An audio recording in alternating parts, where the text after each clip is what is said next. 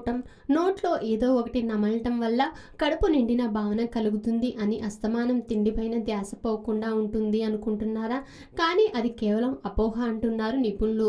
తమలపాకుల్లో ఒక్కపొడి వేసుకున్న, ఒక్కపొడి తినే అలవాటుతో తిన్నా, మామూలు ఒక్క అయినా తిండిపైన ధ్యాస మళ్లించడం లేదా బరువు తగ్గించడంలో పరోక్షంగా ఉపయోగపడుతుందనో అనుకోవటంలో అర్థం లేదు. ఒక్కల్లో స్టిమ్యులెంట్ యాక్టివిటీ ఉంటుంది.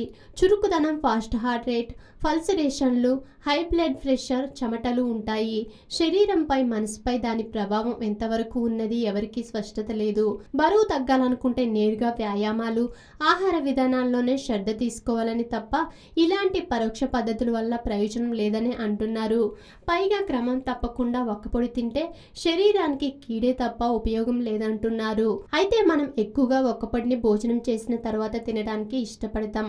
ఒక్కపొడిని పాన్ లేదా తమలపాకులో చుట్టుకొని ప్రతిరోజు వేల మంది తినడం మనం తరచూ చూస్తూ ఉంటాం. ప్రతి దేశంలో పాన్ వివిధ రకాలుగా తయారు చేస్తున్నప్పటికీ వీటిలో సామాన్యంగా తమలపాకు, నిమ్మ, యాలకులు, దాల్చిన చెక్క మరియు పొగాకును వాడి తయారు చేస్తారు. పాన్ తయారీలో ఒక్కపొడి ముఖ్య పాత్ర పోషిస్తుంది. ఒక్కపొడి వల్ల వివిధ రకాల వ్యాధులు వచ్చే అవకాశాలు ఎక్కువగా ఉన్నాయని పలు పరిశోధనలో తేలింది. The international agency for research వారు చేసిన పరిశోధనలో పాన్లో కలిపే యాలకులు మరియు దాల్చిన చెక్క మినహా ప్రతి పదార్థం క్యాన్సర్ కారకమవుతుందని తెలిపారు. మహమ్మారి క్యాన్సర్ను కలుగజేసే పట్టికలో ఒక్కపొడి మొదటి స్థానంలో ఉందట. ఒక్కపొడి తినడం వలన క్యాన్సర్ కలిగే అవకాశం పుష్కలంగా ఉందని, ముఖ్యంగా నోటి మరియు అన్నవాహిక క్యాన్సర్కు గురయ్యే అవకాశం ఎక్కువగా ఉందని చాలా పరిశోధనలో వెల్లడించబడింది.